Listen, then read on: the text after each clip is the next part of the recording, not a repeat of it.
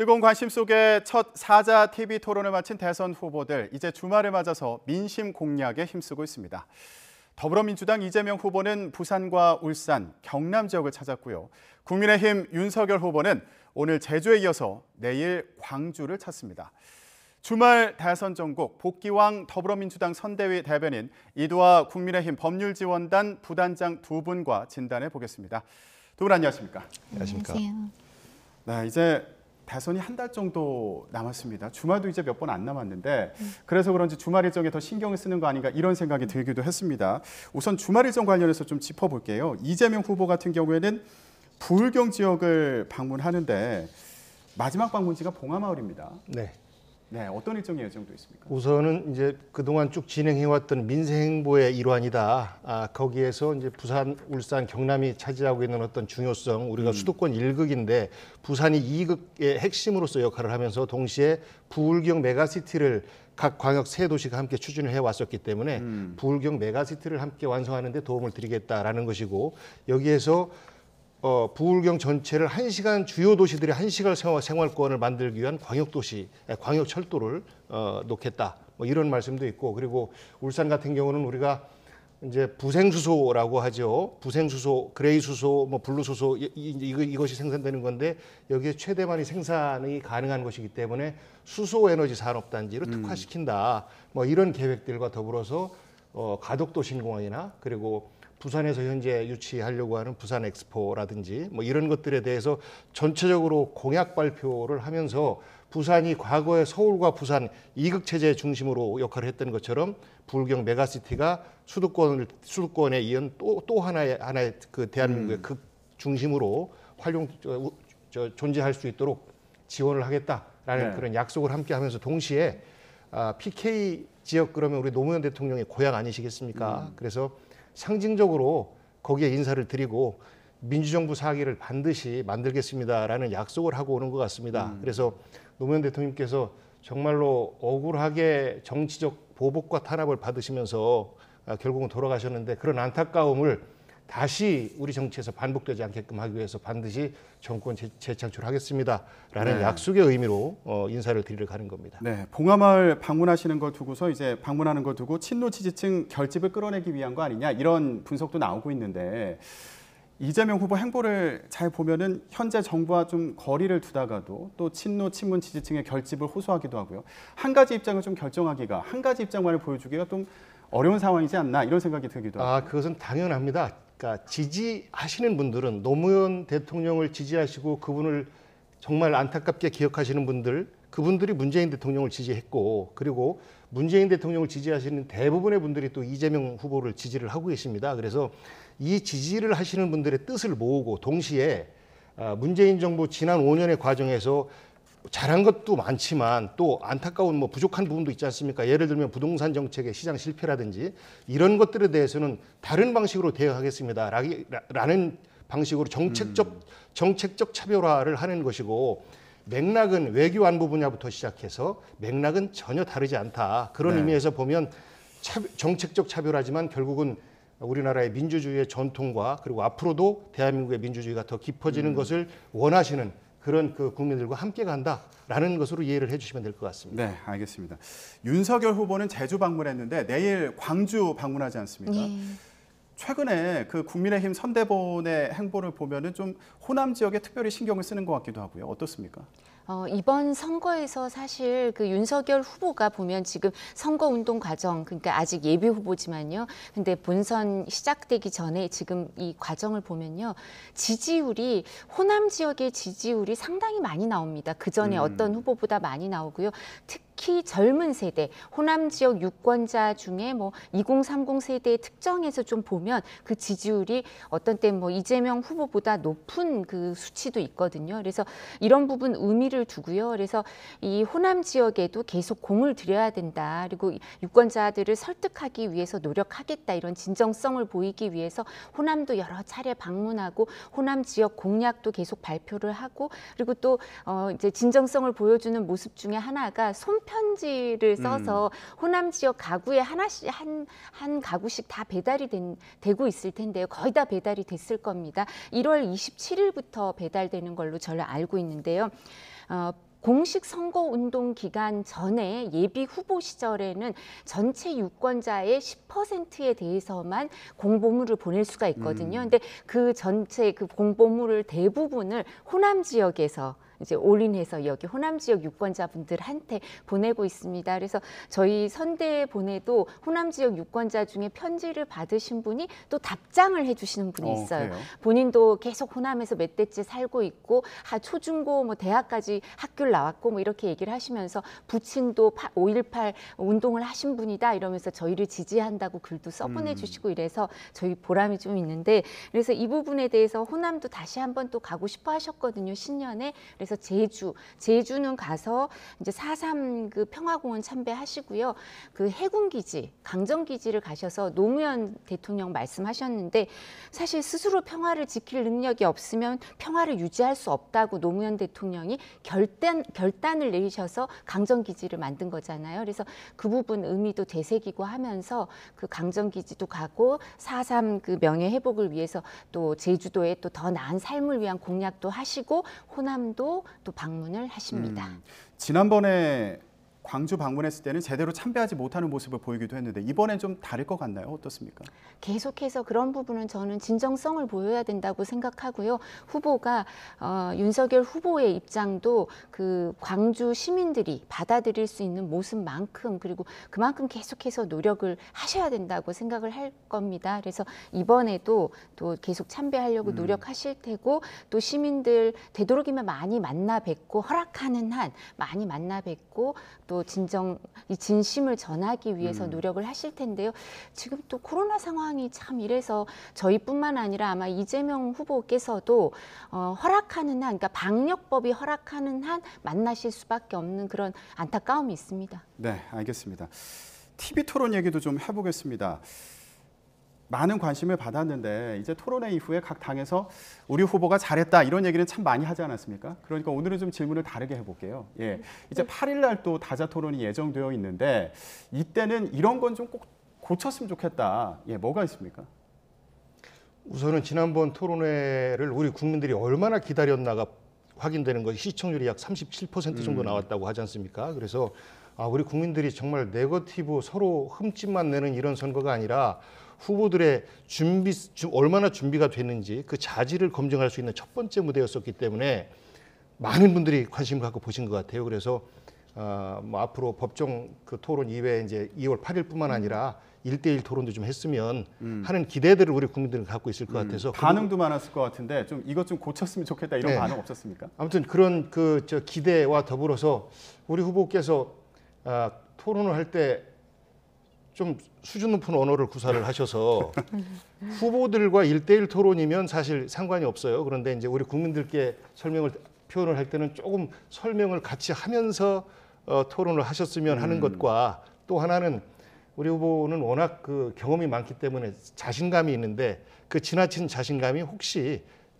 또 뭐 공격적인 모습으로 보일 수도 있겠다라고 해서 지나치게 겸손한 모습을 보이셔서 평상시답지 않게 조금 자신감이 부족하지 않았냐? 뭐 이런 지적도 있었어요. 그리고 우리 후보가 워낙 또 달변이고 뭐 많이 아시고 그래서 토론을 잘할 거다라는 기대치가 굉장히 높은데 이 기대치를 어떻게 충족시킬까라는 걱정도 좀 하셨던 것 같아요. 네. 그럼 잘해봤자 본전 아니겠습니까? 기대가 높으면. 그래서 그런 거 생각하지 마시고 얼마나 준비가 됐는지를 우리 국민들에게 확인을 시켜서 긍정적인 부분으로 후보로 선택받을 수 있는 그런 토론의 장으로 만들어 가는데 주도하셨으면 좋겠다. 좀 더 쉽고 자신감 있게 했으면 좋겠다 이런 말씀으로 요약할 수 있겠는데 윤석열 후보는 어떻습니까? 저는 긴장을 좀 덜 하셨으면 좋겠어요. 그러니까 이재명 후보만 해도 선출직에 오래 계셨기 때문에 토론 경험이 많으시잖아요.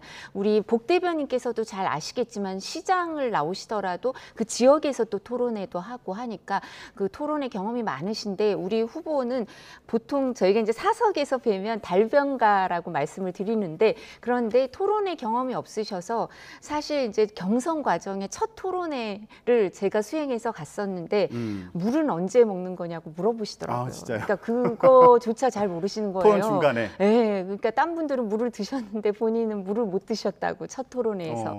그런 만큼 이게 저희가 방송에 출연하는 게 저희는 또 익숙하고 많이 또 직업이시고 이러니까 이게 이런 환경, 그다음에 여기서 어떻게 해야 되는지 있는지 여러 가지 그런 걸 다 디테일을 잘 알고 계시지만 처음 이거를 접하는 분들은 어려움이 좀 있으시거든요. 아주 네. 사소한 것도. 근데 이게 익숙해지는 과정이셔서 처음에 뭘 하시면 좀 긴장을 하시더라고요.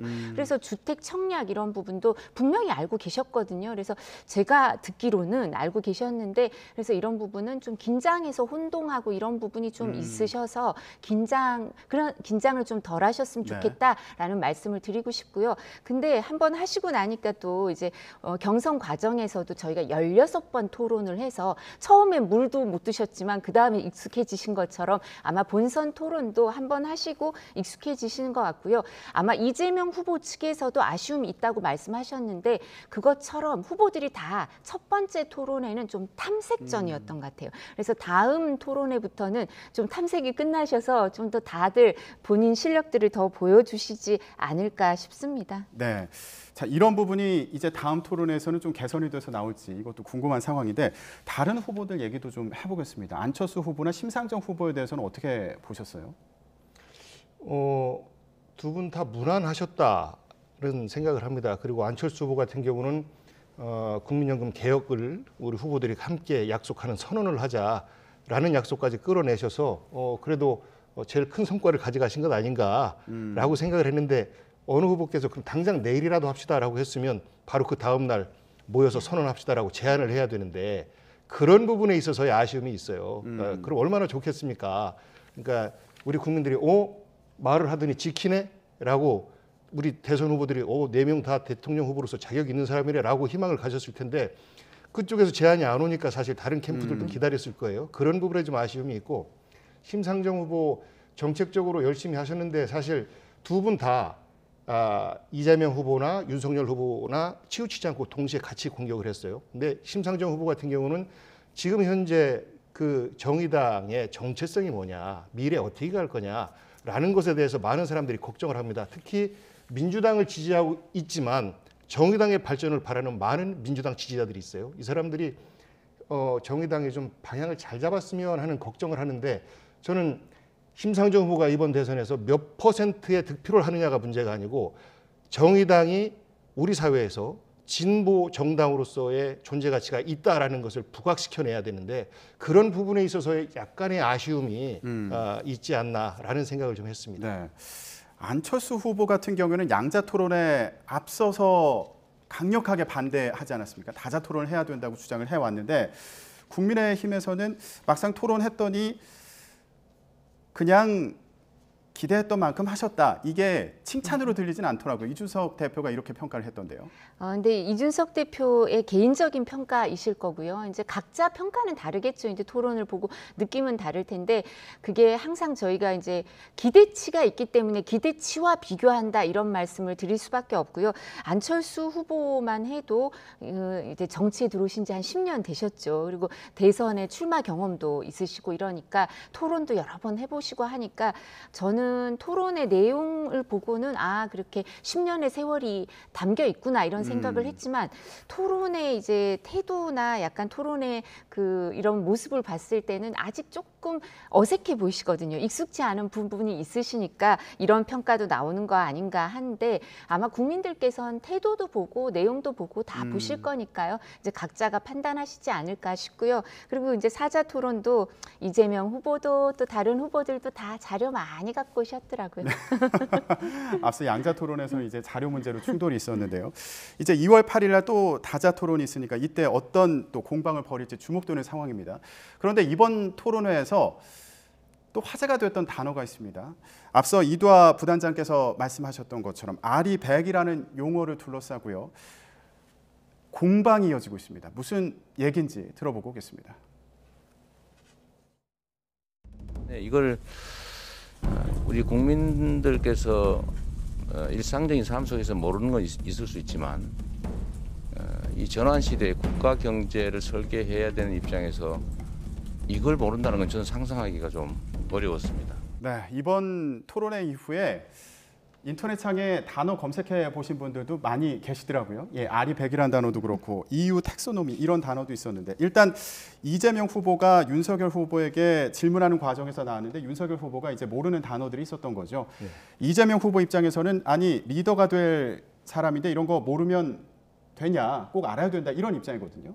왜냐하면 자료화면에서 나왔듯이 대전환 시대라고 하지 않습니까? 산업전환기입니다. 지금이 이 두 가지 몇 가지가 있는데 그 중에 하나가 기후 위기입니다. 전 지구적 대응을 하기 위해서 현재 EU 차원에서도 움직이고 있고 우리나라도 그 포함된 25개국 포함해서 현재 움직이고 있는데 경제를 잘 하려면 미래를 준비해야 됩니다. 이건 정부 정책으로 적극적으로 도와드려야 되는데 윤석열 후보께서 원전에 대해서 비판적이고 그러면 우리의 에너지 정책을 어디로 가져갈 거냐라는 데 있어서 핵심적인 부분이 기후 위기에 대응하는 전 세계적 대응에 어떻게 부응하고 있느냐 이고 여기에서 핵심이 알리백 그 재생에너지 100% 사업 회사들이 이것과 동시에 그 산업적 분류를 그린으로 분류되느냐 안 되느냐에 있어서 원전이 포함되느냐 안 되느냐 이런 것들이 있어요. 그래서 당연히 원전에 대해서 비판적 입장을 갖고 계시기 때문에 거기에 대해서 알고 계시지 않겠느냐라는 전제를 갖고 말씀을 하셨던 것 같아요. 그런데 저 부분을 몰랐다라고 하는 것은 원전에 대한 비판을 사실 정치 이념적으로만 한 것 아니냐라는 부분이 어느 정도 확인된 것 아니냐라는 측면에 있어서의 좀 아쉬움이 있고 그 토론이라고 하는 것은 사실 눈높이가 좀 맞아야 되는데 많은 차이가 납니다. 사실. 윤석열 후보 같은 경우는 사회적 경험이 별로 없지 않습니까? 제한된 조직 속에서의 경험이 거의 다하기 때문에 잘 몰라요. 검사 일 이외의 다른 분야는. 그래서 다음 토론에서는 우리 이재명 후보께서 친절하게 설명해 드려가면서 서로 좀 수준을 맞춰가면서 토론을 해야 되는 것 아니냐라는 생각을 좀 해봤습니다. 네, 조금 전에 윤석열 후보 발언을 듣는 과정에서 저희가 국민의당 대선 후보라고 방송이 됐는데요. 국민의힘 대선 후보로 정정하겠습니다. 실수가 있었던 점 양해 부탁드립니다. 네, 저희가 아리백에 대해서 얘기를 하고 있는데 근데, 이게 장학 퀴즈냐, 방향성에 대해서 보여주면 되지 이런 작은 단어까지 다 뭐 맞춰가야 되냐 이런 지적도 있습니다. 예, 그래서 그 전에 유시민 노무현재단 이사장이 이제 유시민 작가라고 해야겠죠. 그분이 그랬죠. 사실 어려운 용어 갖고 나오는 거는 자신 없는 사람들이 하는 거다 이런 말씀하셨는데 이 부분에 대해서 우리 후보는 지금 윤석열 후보는 리백이라고 말을 하고 있습니다. 근데 지금 산업통상자원부가 이 담당 부처인데요. 산업통상자원부의 보도 자료에는 리백이라고 돼 있습니다. 그래서 아리백이라고 하는 거는 어디서 나온 건지 3D 이런 거하고 똑같은 거겠죠. 그래서 이거 그렇게 자신이 있으시면 이거 읽는 방법도 약간 뭐 다른 그렇게 할 수도 있죠. R이 100라고 영어 자체로 읽으실 수도 있는데 그렇다면 뭐 산업통상자원부에서 나온 자료에 맞춰서 발음을 하시는 게 맞지 않을까 싶고요. 두 번째는 꼭 드리고 싶은 말씀이 이거는 저희가 후보가 UN 기후변화 회의에서 정한 뭐 코펜하겐 협약 같은 내용을 잘 모른다든가 이런 부분에 대해서 지적을 할 수 있습니다. 지도자로서 이런 부분에 대해서 좀 더 알아야 되는 거 아닌가. 그렇지만 리백은 기후그룹 민간 단체가 개별 기업이랑 맺는 민간 협약입니다. 민간 협약에 대해서 국가가 뭐 얼마나 이 부분을 할 수 있는 게 있다고 여기에 대해서 리백에 대해서 어떻게 대응할 건가라고 물어보시는지 이해가 되지 않고요. 홈페이지를 찾아서 저희가 공부를 쭉 했더니 그리고 찾아봤더니 이 부분에 대해서는 실제로 재생에너지 100%를 2050년까지 할 수 없다고 생각해서 이 민간 협약을 맺은 개별 기업에 대해서도 이 단체에서도 그냥 렉스라고 재생에너지 티켓을 사면 된다. 이렇게 얘기를 하는데 그럼 그 재생에너지 100%가 어렵지 않느냐 불가능하지 않느냐라고 한 우리 후보의 발언이 맞지 이재명 후보의 질문이 이 제도 자체를 이해하는 것 같지는 않습니다. 그럼 이 부분은 어떻게 볼 수 있을까요? 청약 관련된 질문도 있었는데 이제 가점을 40점이라고 잘못 얘기했다가 안철수 후보가 84점이라고 정정해 주지 않았습니까?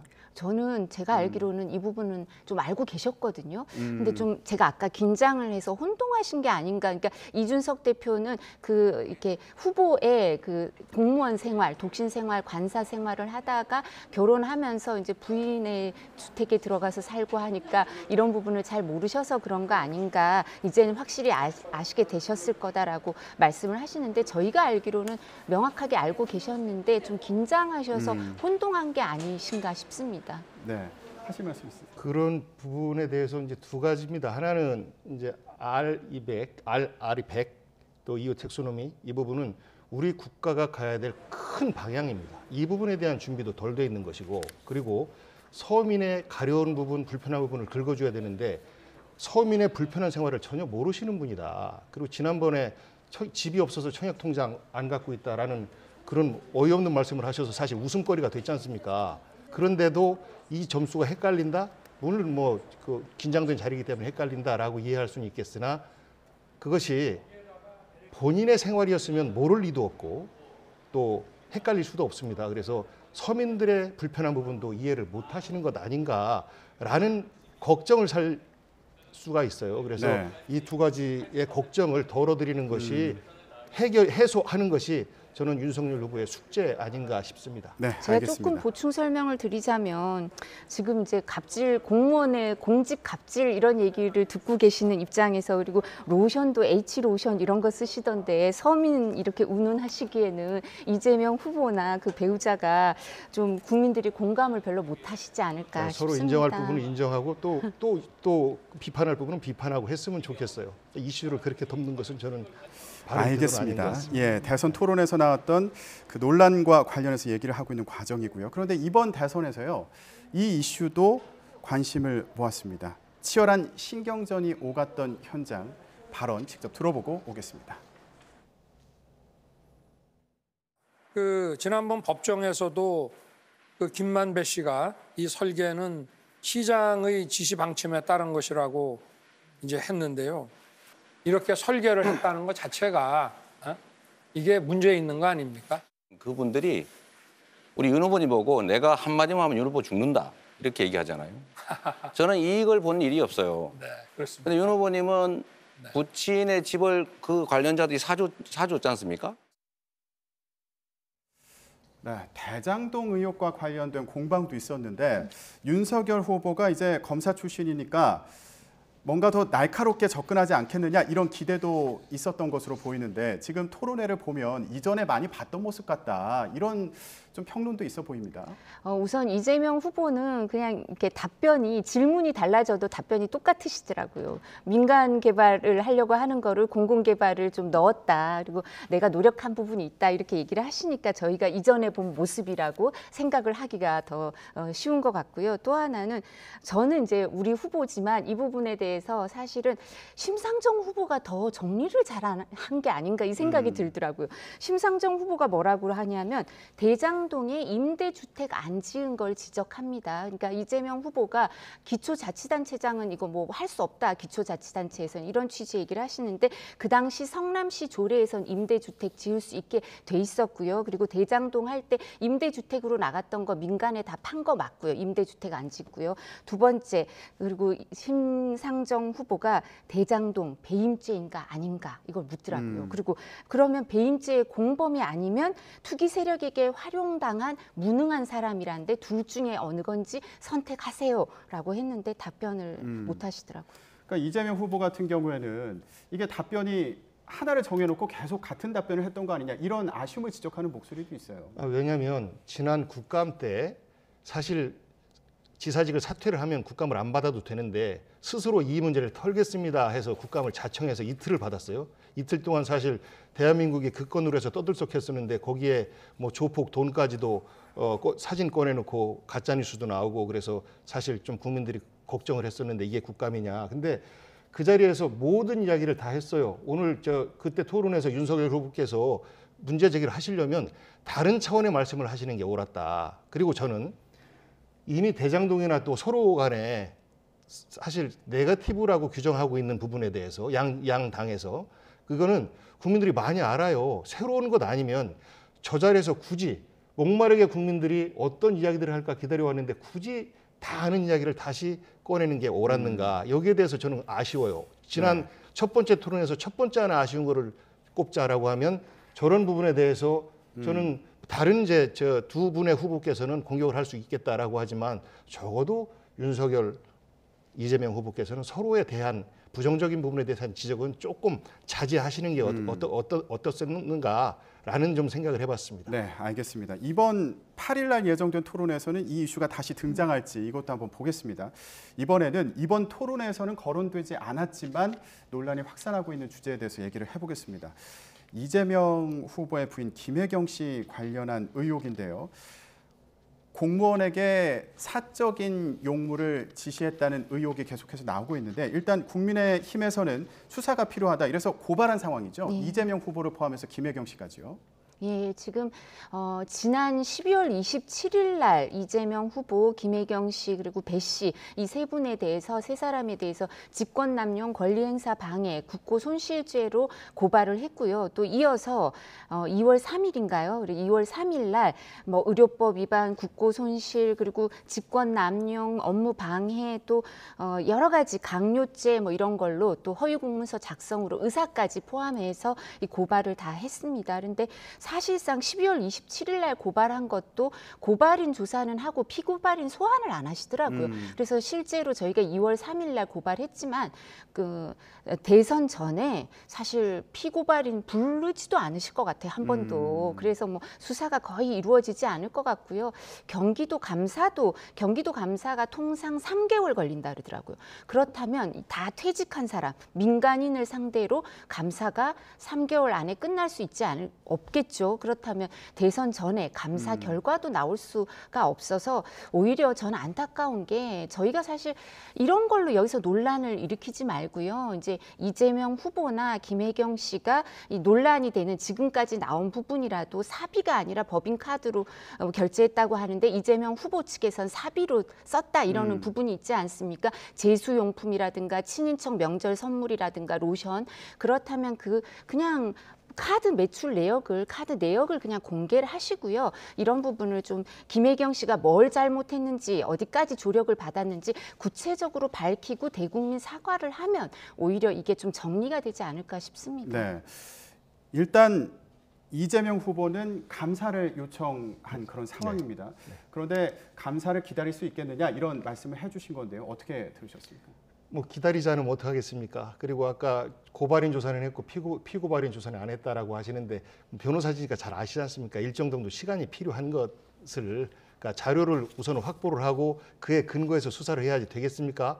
도이치모터스 관련해서 이미 재판까지 한번 진행이 됐음에도 불구하고 김건희 씨 그 재판에서 이름도 나오고 있음에도 불구하고 아직 소환 조사를 안 하고 있어요.